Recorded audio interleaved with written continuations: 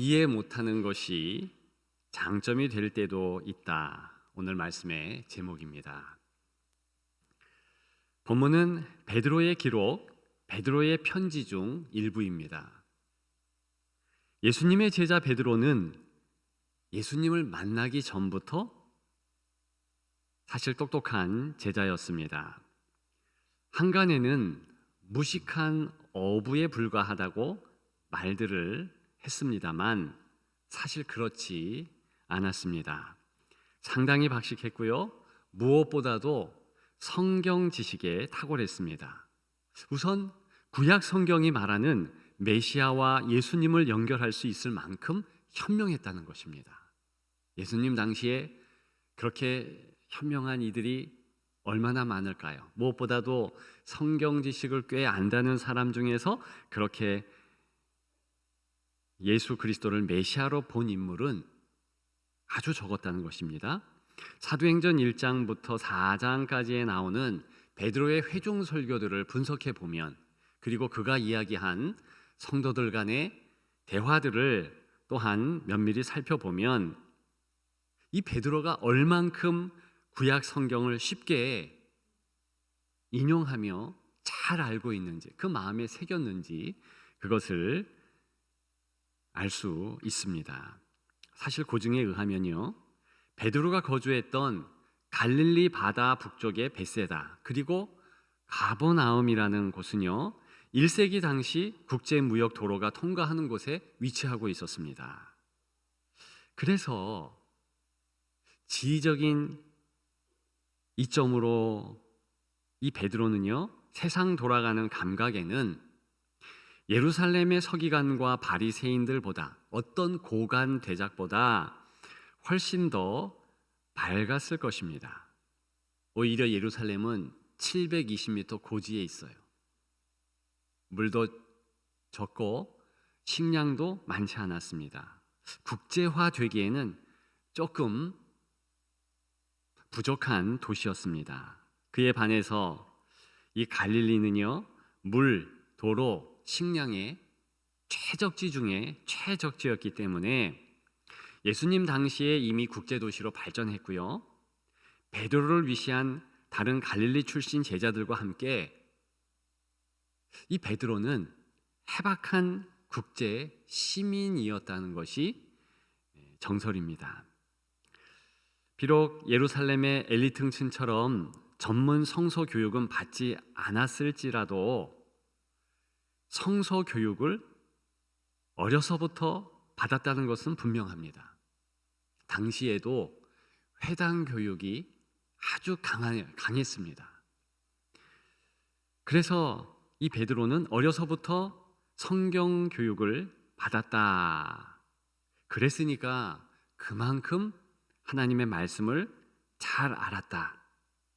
그렇게 판단할 수 있습니다. 무엇보다도 당시에 정식 랍비로 추앙받던 세례 요한의 직계 제자였습니다. 학문 없는 범인이라는 그런 사도행전 4장의 평가는 사실은 일자무식이다, 그런 뜻이 아니고 특별한 엘리트층 전문 교육을 받지 않았을 뿐이다 라는 사실을 나타내는 것 외에는 베드로의 어떤 지적 수준을 판단하기에는 턱없이 부족한 그런 내용이었죠. 전체를 살필 때 이 베드로는 탁월한 성경 지식과 탁월한 판단력, 그래서 이구동성으로 다 같이 예수님의 수제자답다라고 인정할 만한 그런 인물이었다는 것입니다. 그럼에도 불구하고 그 똑똑한 베드로는요 이해할 수 없는 것들이 있었습니다. 첫째, 하나님의 인도하심에 대하여 이해할 수 없었습니다. 이 베드로는요 예수님의 명령을 누구보다 먼저 들었고 또 예수님 마음에 쏙 들도록 행동했습니다. 수고하고 무거운 짐진 자들아 다 내게로 오라, 내가 너희를 쉬게 하리라. 말씀하자마자 제 무거운 죄짐을 주님 앞에 벗어놓겠습니다. 가장 먼저 응대했습니다. 물론 그 이전에 예수님 앞에서 나를 따르라라는 명령을 행했을 때에 제가 따르겠습니다. 그 정도 말한 것이 아니라 죄인입니다. 나를 떠나시옵소서. 예수님이 누구신지 분명히 알고 그 다음에 예수님에 대하여서 한 번 더 주님은 메시아이십니다. 그런 조로 고백한 이후에 내가 주님을 따르겠습니다. 다른 사람과는 다르게 그렇게 주님 앞에 고백한 인물이었습니다. 그리고 실제로 주님의 말씀 앞에 자신을 온전히 맡긴 자였지요. 인생을 맡겼습니다. 폭풍 치는 바다에서 걸어오시는 주님 앞에 전적으로 자신을 맡기고 비록 잠시였지만 바다를 걸었던 인물도 베드로뿐이었습니다. 그게 별것 아니라고요? 아니요, 굉장히 대단한 인물이라는 것을 우리는 복음서를 통해서 알 수 있는 것입니다.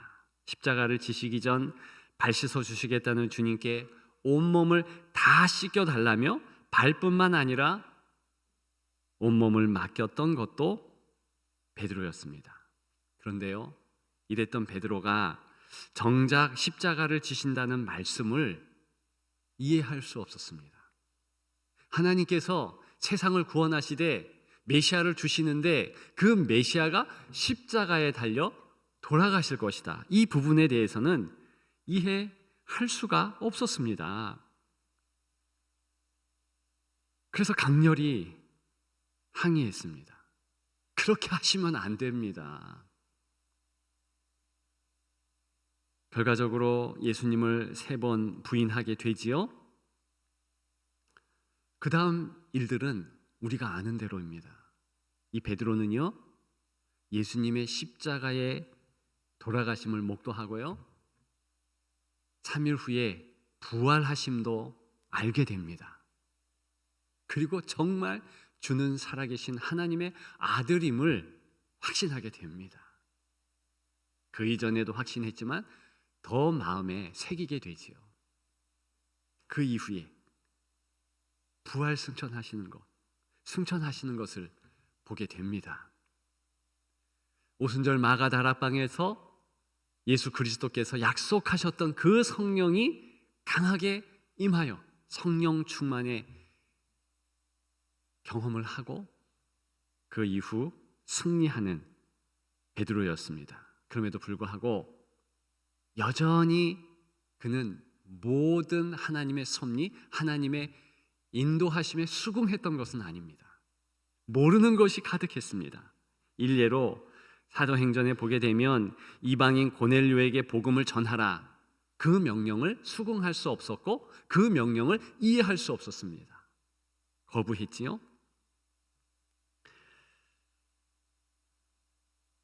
물론 그 전 일이긴 하지만 요한복음 21장 예수님이 곧 부활하시기 전에 베드로에게 중요한 말씀을 한 말씀 하십니다. 직접 베드로를 위하여서 또 다른 제자들을 위해서 조반을 준비하신 이후에 푸짐하게 먹이신 이후에 말씀하신 내용이죠.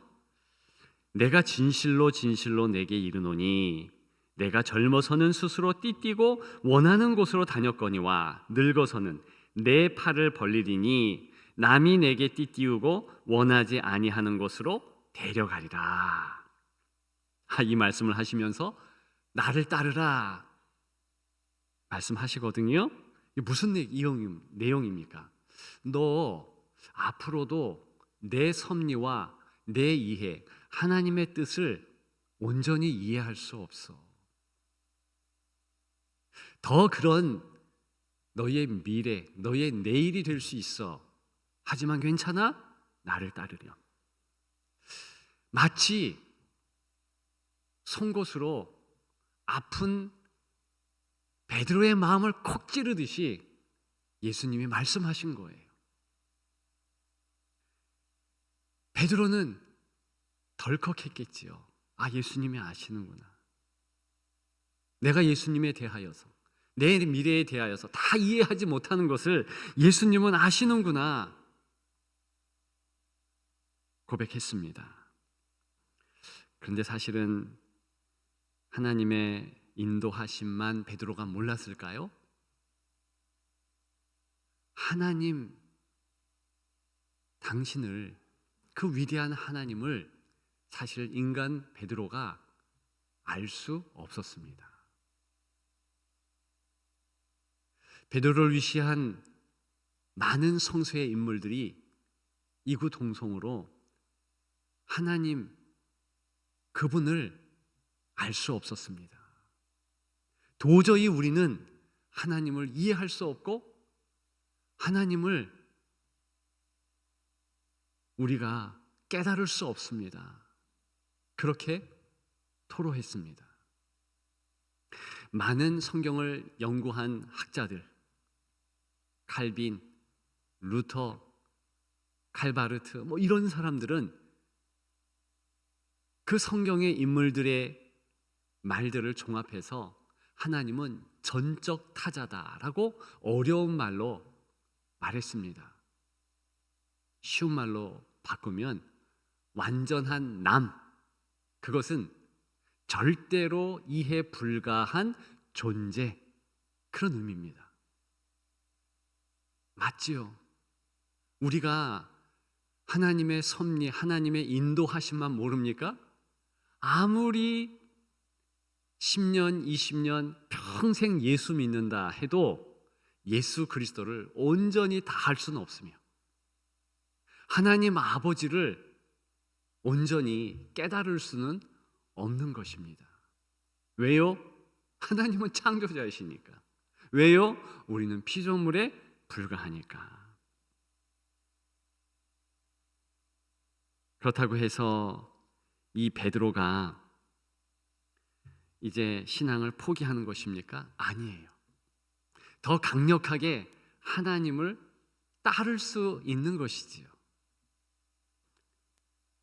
자신의 작은 이해력보다 하나님의 큰 섭리와 은혜가 그를 지금까지 있게 했다는 것을 알고 있었습니다.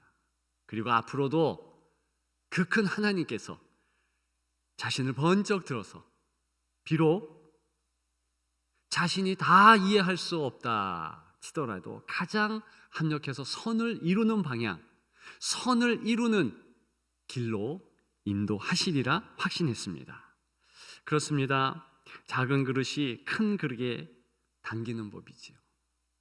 작은 그릇이 어떻게 큰 그릇의 크기를 이해할 수 있겠습니까? 어린 아이가 엄마에 대하여서 다 이해해서 그 품에 안기는 것이 아니지요. 엄마가 나를 사랑한다, 충분히 나를 안아주시고 인도해 주신다, 그쯤은 아는 거지요. 사실 성도가, 사실 베드로가, 사실 저와 여러분들이 필요한 것은 그쯤입니다. 하나님이 나를 사랑하심으로 내가 여기에 살아가고 있고 지금까지 아무튼 생명을 연장해 살았다. 이것을 알면 된다는 것이지요. 오늘 본문의 8절입니다. 마음을 같이 하라. 원문의 뜻은요, 마치 마음을 공 던지듯이 이렇게 한 관역을 향하여서 던진다는 뜻입니다. 마음을 던진대요. 그 관역은 예수님의 마음, 하나님의 마음입니다. 왜 던진다는 표현을 할까요? 이해할 수 없다는 의미입니다. 그분의 섭리, 그분의 인도하심에 대하여서 잘은 모르고, 그렇지만 내가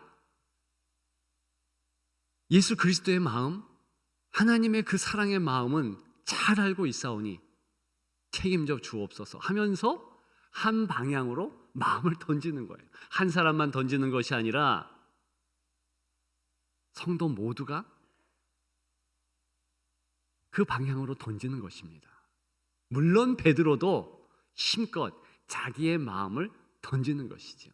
이것이 바로 맡김이요, 이것이 바로 성경에서 이야기하는 믿음의 행위요, 바로 이것이 우리가 실제로 행하며 살아가야 하는 것입니다.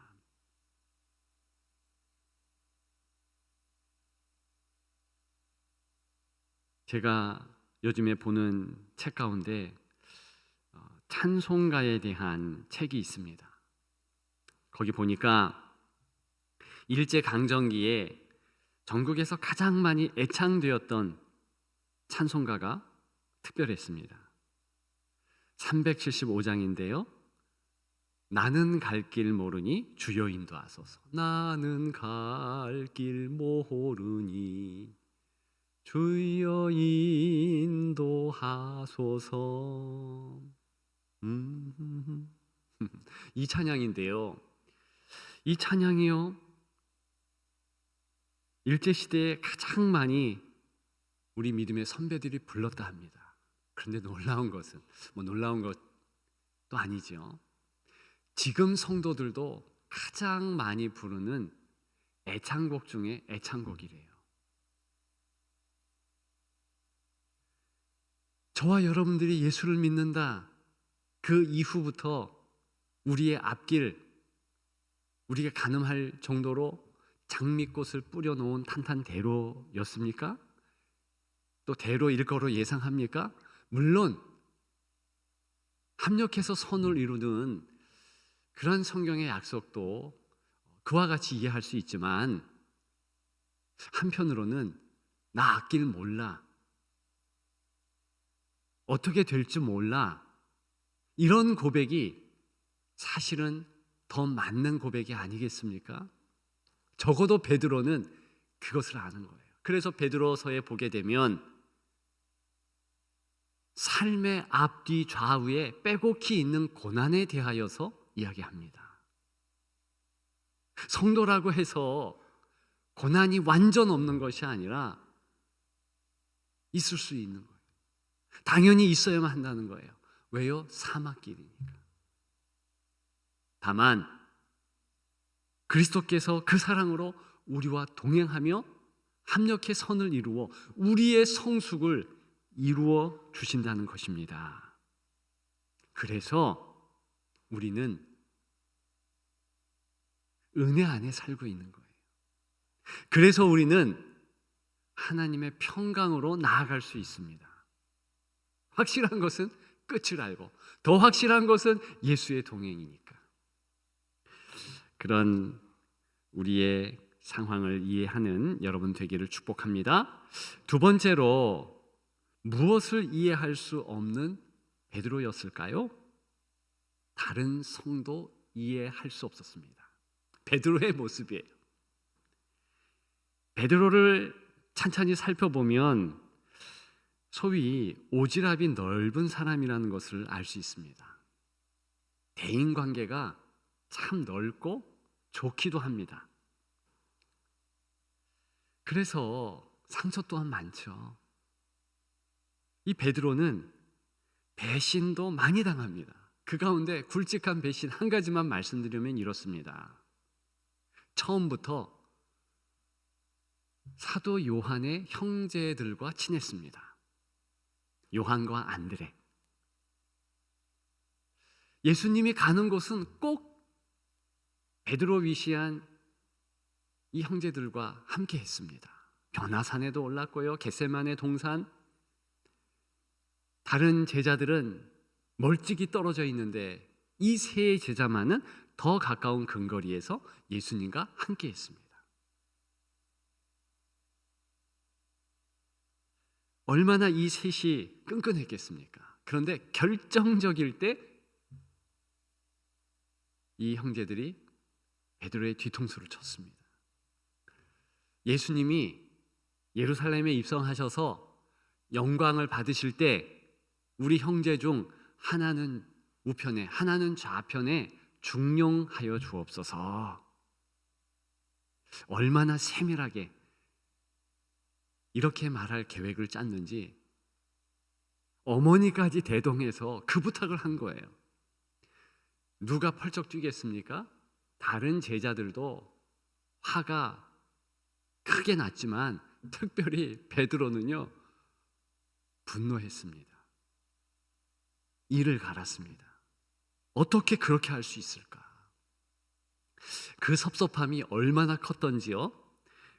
좀 전에 제가 예수님께서 요한복음 21장에 베드로를 위하여 조반을 차려주셨다 그러면서 너 앞으로 너 어떻게 내가 인도할지 너는 몰라 말씀드렸다고 했지요. 그렇게 말씀 듣고마자 베드로가 당돌하게 예수님에게 한 사람을 가르치면서 질문을 했습니다. 저 사람은 어떻게 됩니까? 이 질문이에요. 요한을 가르친 거예요. 사도 요한을 가르치면서 저 사람은 어떻게 되지요? 그때 주님은 사도 요한에 대해서 한 말씀을 하시고 연이어서 베드로를 보면서 말씀하십니다. 이때 주님의 표정은 좀 미소를 띠시지 않았을까 그런 생각이 듭니다만 이렇게 말씀하시죠. 너와 무슨 상관이냐? 너는 나를 따르라. 나를 따르라는 이야기를 또 강조하십니다. 그 정도로 이 베드로는요 다른 사람들에 대하여서 관심이 있었고 관심이 있었지만 속을 알 수 없었습니다. 그래서 오늘 본문에 보게 되면 자기의 다른 사람에 대해서 다 이해할 수 없는 심정이 전제지식으로 깔려 있다는 것을 알 수 있습니다. 왜 그러냐 하면 오늘 본문이 8절부터 12절 전체를 보게 되면 다 명령형이에요. 마지막으로 말하노니 8절이지요. 이 마지막은 요약해서 중요한 건 이야기한다. 그러면서 목소리를 높이는 것입니다. 동정하며 형제를 사랑하며 불쌍히 여기며 겸손하며 이렇게 이야기를 하는데 한마디로 동정한다, 불쌍히 여긴다, 사랑한다 다 정리하면 그저 긍휼히 여기라는 거예요. 그 강조입니다. 이해되어서 그 속을 알아서 행동하는 것이 아니고 판단하는 것이 아니라 처음부터 그 속 모르니 이렇게 행하라 명령하고 있는 것입니다. 나도 그렇게 따를 것이다. 자기 스스로에게도 명령하고 있는 것이지요. 사람은 하나님의 형상으로 창조되었습니다. 근데 그 뜻은요, 정말 사람은 신비로워서 절대 그 속을, 그 마음을, 그 인격을 알지 못한다는 의미도 됩니다. 사람 관계 참 좋았던 베드로가 하나님의 이끄심으로 그 사실을 더 많이 깨달았다는 것이지요. 오늘 본문은 아니지만 7절에 보면 특히 남편은 지식을 따라 아내를 대해야 한다라고 강조합니다.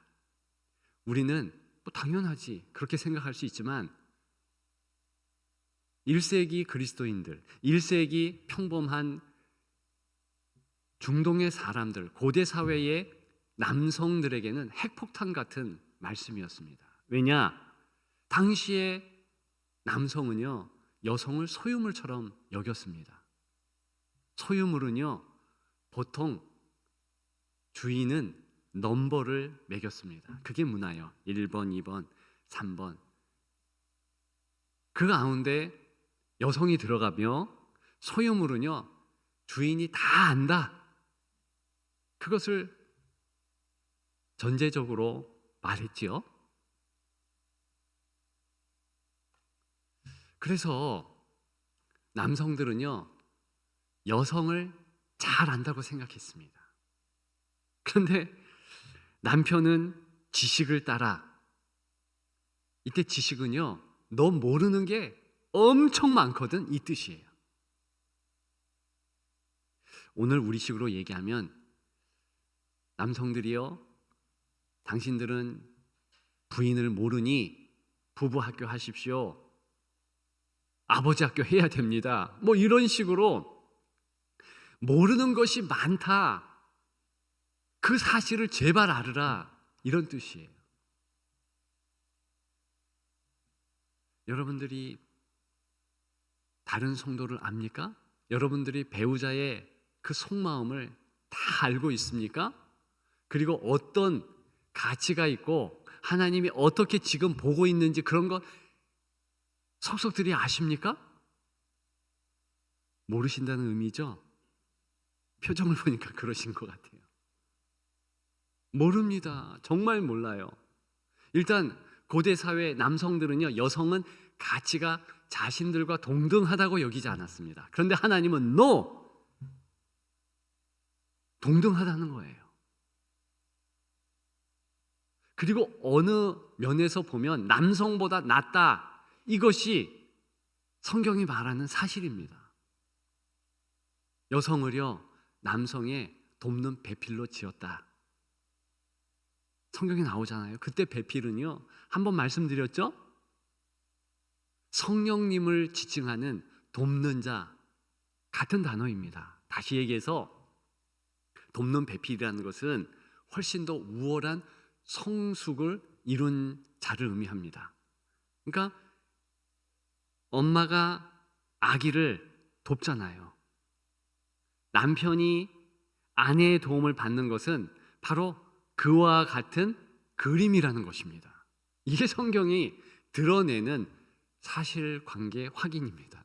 그러니까 모르는 게 같이 모르지, 그리고 그 속도 모르지, 다 모르니까 모르고 있음을 확실하게 알고 고백하며 그러한 마음으로 이 명령을 수행하라는 뜻이에요. 배우자도 이렇게 모르는데 다른 성도 안다고요? 다른 이웃을 안다고요? 내 자녀를 안다고요? 속단하지 마십시오. 모른다는 거예요. 그래서 베드로는 이런 사실 앞에 겸손하지 않을 수 없었습니다. 그리고 정말 소통을 위하여서 이 명령을 해야 할 것, 그것을 자기도, 성도들도, 그리고 저와 여러분들도 확실히 인지하고 신앙생활을 해야 함을 주문했습니다. 지금 이렇게 행하는 것이 지식적인 것 때문이 아니에요. 이렇게 행한다고 해서 다른 사람을 다 이해할 수 있느냐? 그것도 아닙니다. 다만 소통의 장치인 거예요. 들을 수 있는 귀를 이렇게 자세적으로 열어놓으라는 의미지요. 자, 다른 한 가지 마지막으로 베드로가 이해할 수 없었던 것이 있었습니다. 그것은요, 축복의 원리를 이해할 수 없었습니다. 금방 이야기한 두 번째 항목과 좀 긴밀하게 연결되는 내용이지요. 오늘 본문 9절에 보면 악을 악으로, 욕을 욕으로 갚지 말고 그랬습니다. 이것을 현대인의 성경, 메시지 성경 이런 것들로 제가 여러분들에게 말씀을 드리면, 친절하지 못한 말을 들었다고 해서 퉁명스럽게 쏘아 붙이지 마십시오. 안가품하거나 냉소적으로 비꼬는 말을 하지 마십시오. 근데 우리는요, 남이 하는 말, 특히 나에 대한 비난, 이런 것들에 민감합니다. 마음이 무너져요. 성경은 원수를 사랑하라고 하지요. 예수 그리스도께서도 원수를 사랑하라, 그렇게 직접 말씀하셨습니다. 그런데요, 피상적인 원수는 사랑할 수 있어요. 자, 일례로 우리는 그저 일본 사람들, 어느 면에서는 원수라고 생각할 수도 있지만 그들을 쉽게 용서할 수 있습니다. 저 북한 사람들도 쉽게 용서할 수 있으며, 저 중동의 이슬람, 그 신앙을 가진 모슬렘도 사랑할 수 있습니다. 그런데 계속 내 옆에 있으면서 끊임없는 비난질을 하고 끊임없이 삿대질을 하며 마음을 힘들게 하는 직장 상사는 용서하기 힘듭니다. 같은 삶을 나누고 있는 가까이 지근거리에 있는 가족들도 때로는 용서하지 못할 수 있어요.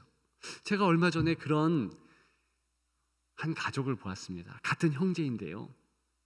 형이 100평 땅을 가지고 있는데 이제 그 동생과 약간 이 땅이 겹친 거예요. 한 6평 정도 겹쳐 있습니다. 근데 이들이 사이가 안 좋아요.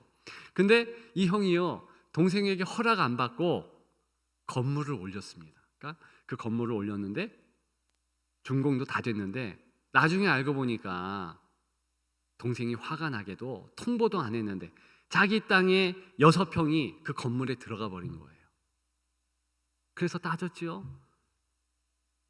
왜 이렇게 했냐고. 그랬더니 그 형이 그저 미안하다 그러면서 좀 사과도 하고 다독이고 맛있는 거 먹이고 이래야 되잖아요. 그런데 워낙 사이가 안 좋으니까 퉁명스럽게, 야 그러면은 네가 그 건물 6평 가져가, 이런 식으로 얘기한 거예요. 동생이 화가 나니까 어떻게 했느냐, 불도저를 불러가지고 가져와서 건물 6평을 깎아버렸어요. 실제 일입니다. 이게 진짜 원수 아닙니까? 원수는 아니더라. 왼수. 왼수죠, 왼수. 이런 관계가 더 용서하기 어렵고 너무 불쾌한 그런 관계 아니겠습니까? 그런데 오늘 본문은요, 거기서 끝난 게 아니라 도리어 복을 빌라 그랬어요. 축복하라는 겁니다. 이게 이해가 갑니까? 저는 성경을 이제 제 삶에 적용하면서 이해가 안 가더라고요. 베드로가 이해할 수 있었을까요? 아니요. 베드로도 이해 못했다는 것을 알 수 있습니다. 다만 주께서 그것을 원한다. 얼마나 그 원하는 것이 강렬한지요. 그 연이어서 이렇게 이야기합니다. 이를 위하여 너희가 부르심을 받았다. 우리가요, 이렇게 남이 저주했을 때, 이렇게 좋지 않은 좀 전에 이 상황들을 만들었을 때 축복해 주기 위해서 우리를 성도 되게 했다는 거예요. 하나님 자녀 되게 했다는 거예요. 오늘 본문에 의거해서는 그렇게 우리가 해석할 수밖에 없습니다. 이게 이해가 가십니까? 도저히 이해할 수 없어요. 그럼에도 불구하고 이것을 행해야 되는 것은 계속 연이어지는 내용이죠. 이는 복을 이어받게 하려 하심이라. 현대인의 성경은 그 이유는 복을 상속받게 하기 위함이다. 즉 축복해주고 또 축복하는 이 성도에게, 이 베드로에게, 저와 여러분들에게 하나님의 복이 끊임없이 임하게 하기 위해서 그랬다는 거예요. 자, 아직은 그 복의 원리를 이해할 수 없죠. 12절에 보면 좀 더 고개를 끄덕일 듯 합니다.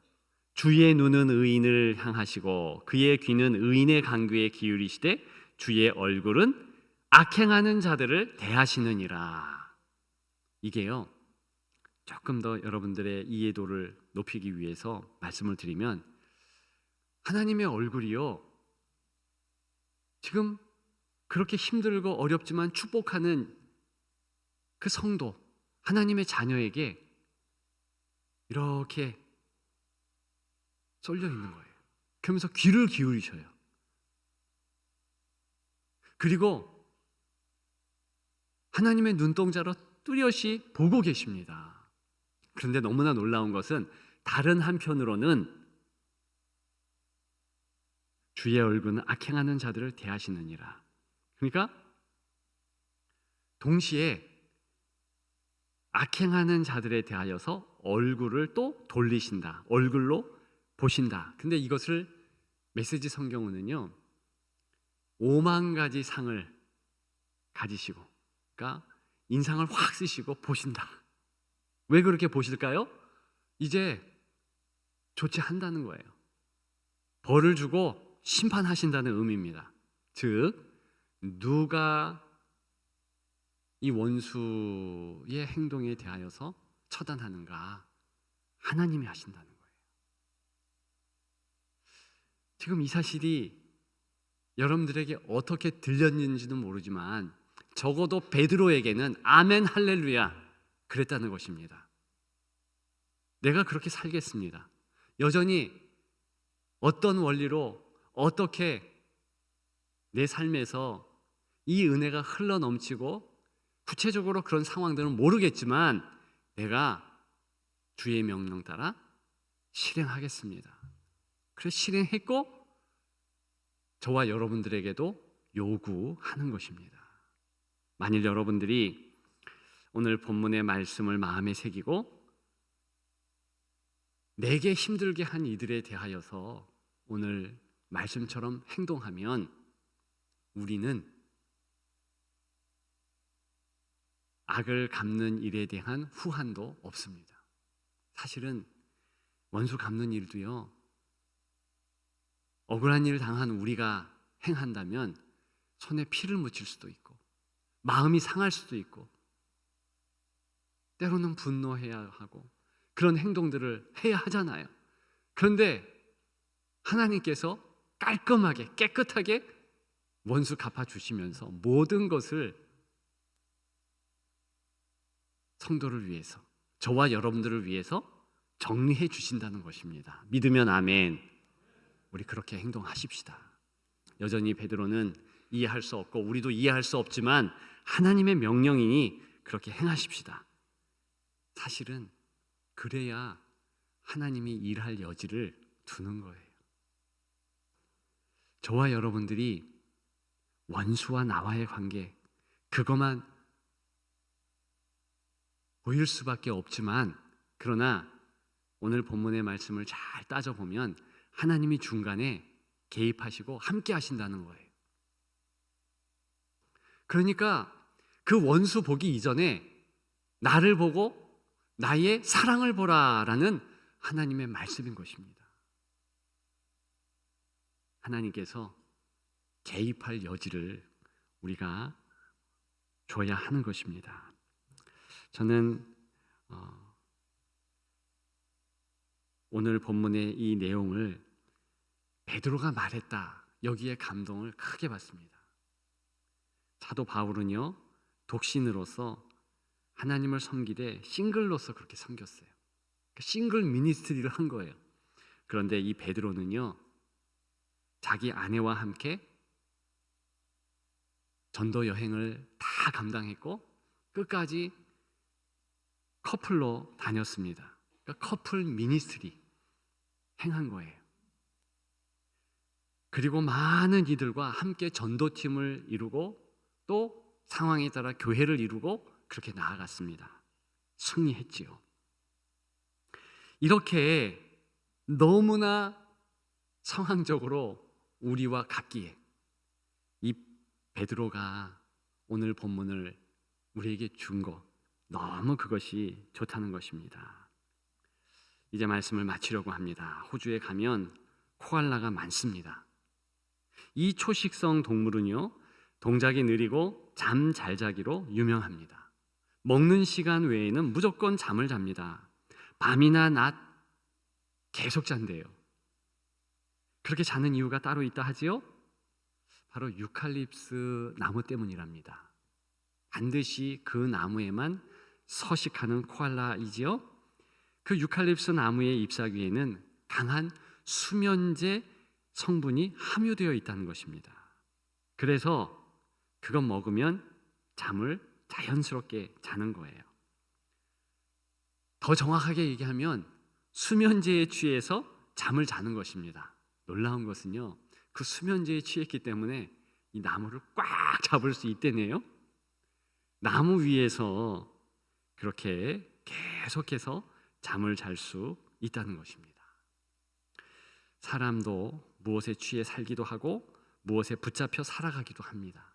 그런데 성경은 말씀에 붙잡혀 살면, 하나님 사랑에 붙잡혀 살면 반드시 승리한다고 말해주고 있습니다.